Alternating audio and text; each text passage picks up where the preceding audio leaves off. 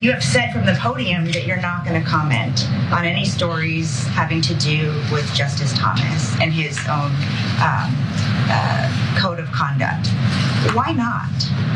Right now, it is being, as it relates to the ethics, as it relates to that process, Senate is clearly moving forward with their own Senate procedural process. I'm just going to leave it there for now.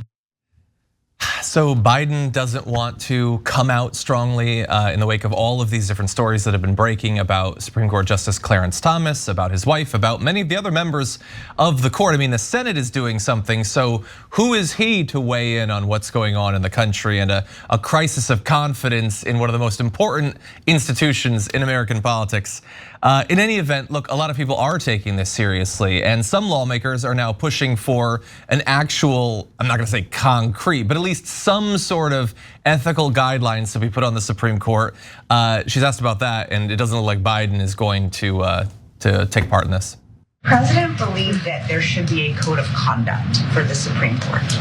So I know I've been asked about ethics and this question many times before. Senate is currently moving forward with a process. We're going to leave it to the Senate for now. But his own commission on the Supreme Court, which he established, issued a report in 2021 that said a code of conduct for the court would bring the court into line with the lower federal courts, etc. Did the president read that report? Understood. The president has seen the report. We have said many times before he appreciated the bipartisan commission that came together and put the report together, put the report that you're just speaking of.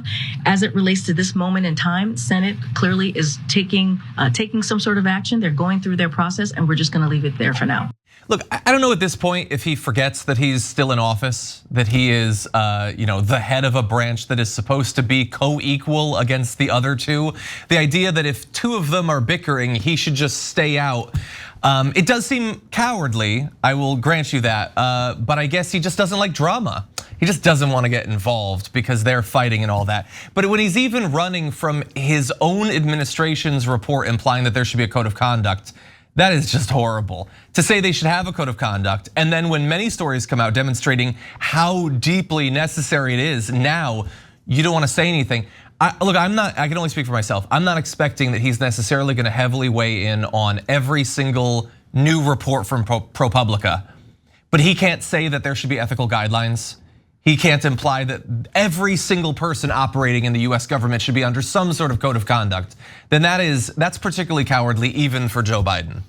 Yeah, so before I get to the essence of it, let's note a couple of fun things in there. Has the president read the report? Significant pause. The president has seen the report. In other words, of course he didn't read it. But he appreciates the bipartisan commission. That could be Biden's defining quote. We put together a useless bipartisan commission that we don't intend to execute at all.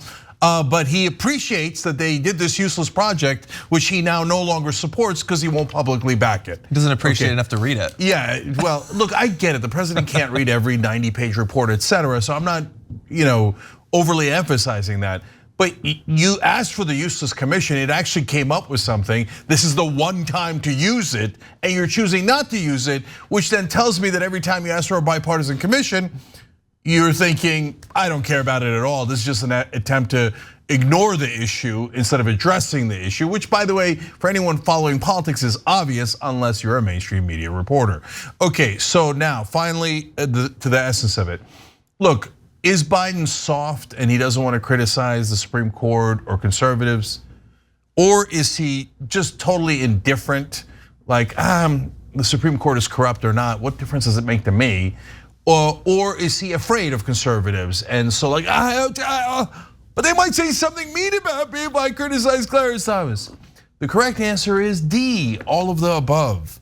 And that is the defining characteristic of Joe Biden. He is soft, afraid, and indifferent, which might be the most damning.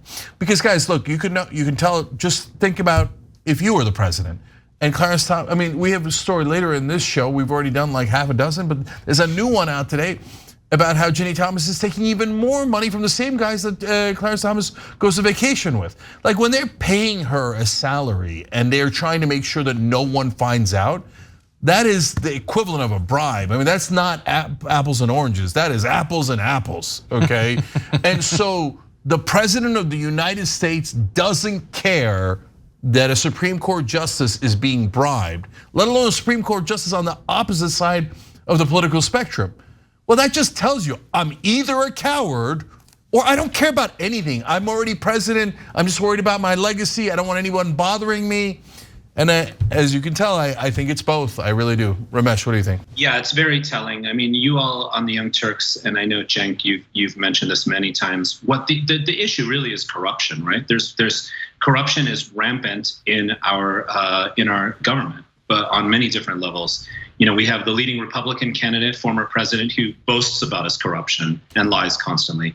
We have many accusations levied against the current president about corruption. And so when corruption actually occurs in a highly demonstrative way involving one of our Supreme Court justices, but actually quite honestly more than one, as we can see with the probe recently, it's in the interest of the president, I believe, as a leader of this country, to opine on his thoughts on this corruption, right? So President Biden expressing his views about the dangers of corruption in the judicial branch is totally in line, and it's not and that doesn't replace the legislative bureaucratic process that's likely to go nowhere in terms of possible impeachment. So I think that this is yet another example of the president with some sort of calculus, which we're not exactly sure of. Perhaps it's all the things you just mentioned, Cenk, deciding not to take a stand. But we've seen that again and again and again. I mean, for whatever reasons, he likes to invoke bipartisanship in relation to almost everything he does. And very rarely does he call out the elephant in the room, which is that Washington is corrupt on almost every level because it's all in the pocket of corporate elites. Yeah, so we're going to turn in a moment to some of what other politicians who aren't running as fast as they can, like Joe Biden from this story, are saying. But it really is, this entire cycle, ever since that first story from ProPublica, has been such an amazing reminder of the unprecedented times we're in. I think, Cenk, you've been following politics for a lot longer than me, so I'm just curious, but I perhaps naively assume that if all of this stuff had come out about a Supreme Court justice 15 years ago, something would have had to have happened, right? I mean, those seats were super important back then, obviously, but it does feel like we've reached a point where there is not a single thing that could come out that would get Republicans to be like, oh, well, you know, we really don't want to lose the Supreme Court seat, but I mean, this is beyond the pale, so I guess he's got to get impeached. There was definitely a time where they would have done something, right? Yeah, so you're referring to two different things, John, just to be clear. So 40 years ago, everyone would have been genuinely outraged on the right and the left. And there was a consensus that corruption was frowned upon, right? And so now at that, basically the corruption of money in politics starts in 1978. It's based on, ironically or appropriately, Supreme Court decisions. So you have a pre-corruption and post-corruption thing. It's not that the pre-corruption everything was hunky-dory. It's just that they legalized corruption in '78. So before that time, there was a uniparty in some ways that were bad, but a uniparty in some ways that were good. That people actually thought corruption was a bad thing. They would certainly say that in public. They would act in unison. How do I know these things? Well, number one, you study history. Number two, you could all know it too. It's super obvious because it was the Republicans who agreed to kick out Richard Nixon. They told him, no, you're going to get impeached and convicted by the Senate. The Republicans are going to agree to your conviction, right? So there was a time when, hey, you break into the other guy's headquarters and steal their documents, you're going to get thrown out of office, okay? And that was for the president of the United States. Certainly they would have done it for a Supreme Court justice as well. And then there's a second thing that John is referring to, I think, which is 15 years ago, there still would have been more of a Mitt Romney faction that would have said, no, this is a bridge too far. This is just the most brazen corruption we've ever seen in the Supreme Court. We have to do something about this, right? Now, though, that's gone too, because we're also in the post-Trump era where Republicans say, no, a Republican can break any law, commit any crime, and we will never, ever hold them accountable. And it's not debatable. Clarence Thomas or Donald Trump or any of these guys could have literally murdered someone and the Republicans would not budge. That is not 1% hyperbole, okay? I mean, Trump has done he's broken like dozens of laws, impeached twice, and he attacked the Capitol and nearly got those congressmen and senators killed. They were chanting to murder the Republican vice president, and the Republicans would not yield. They let him off the hook.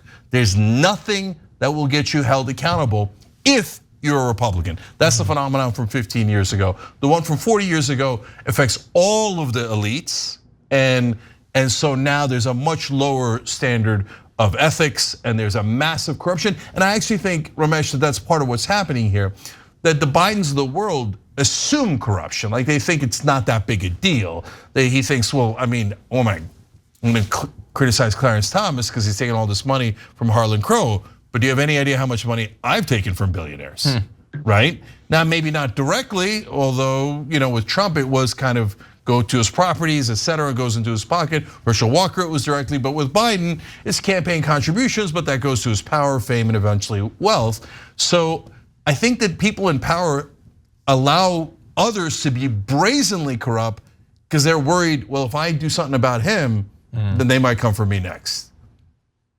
Yeah, I was just going to add and say that I completely agree. And in essence, the election of the former president really just sort of let the dogs out, so to speak, in the sense that what many of us knew, which is that our government is not really standing and serving our people. It's not a demos. It was doubled down on by this, kind of corrupt wannabe authoritarian mafioso dude, right? So in a sense, by just calling it all out, there was sort of like this kind of normalizing of the whole process. But I think it's worth noting that that is actually the opposite of what we need if we want a democracy, right? A democracy is not about Biden being in power or Trump being in power.